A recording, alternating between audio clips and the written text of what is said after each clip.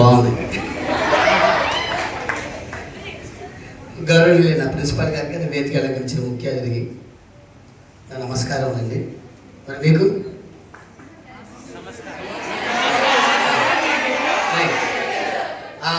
నేమో నమస్కారం చెప్పు, నా ఆశీస్సు, శుభ ఆశీస్సు. అలాగే ఇంకొక 10 రోజుల్లో మీ యొక్క పాఠశాల జీవితం అయిపోయాయి. ఓకే, ఒక చిన్న దాంట్లో క్లోజ్ చేసేస్తే ఎక్కువ సమయం వేస్ట్ చేయను. ఏం చదువుకున్నావు సబ్జెక్ట్, ఏమిటి మీ యొక్క ఆబ్జెక్ట్, ఎక్కడ అవుతున్నావు రిజెక్ట్, గురువులు చెప్తారు దానిలో డిఫెక్ట్, సబ్జెక్ట్ని చేసుకో పర్ఫెక్ట్, నచ్చిన గ్రూపుని చేసుకో సెలెక్ట్, జీవితాన్ని మార్చుకో ఎందుకు కరెక్ట్, ఎందుకు అనవసర విషయాలకు అవుతావు రియాక్ట్, చదివే మీ యొక్క ఫ్యాక్ట్, పిల్లలందరూ దానిలో పర్ఫెక్ట్, నేను చేస్తున్న సస్పెక్ట్, అది నమ్మితే చూపించండి మీ రెస్పెక్ట్.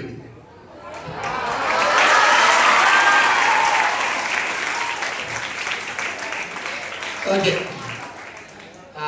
అందరికీ చెప్పే ఒక కామన్ లేదమ్మా, మీకు కూడా బెస్ట్ బ్యాచ్ అంటే మీరేనా?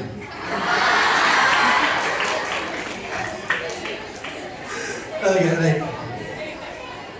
అండ్ ప్రొఫెసర్ ఒక కథ చెప్తాను.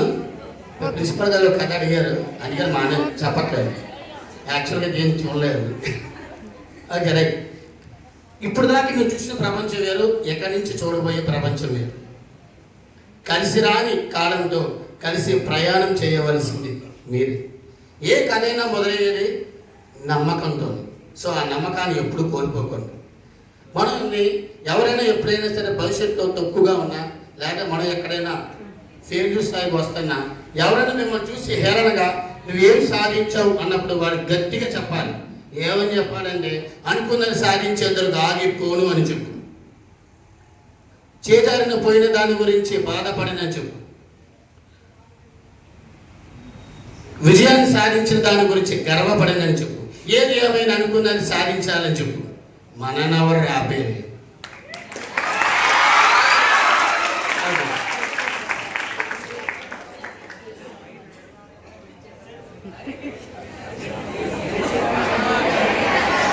ఇక్కడ నా ప్రవాహాన్ని ఆపుతున్నాను.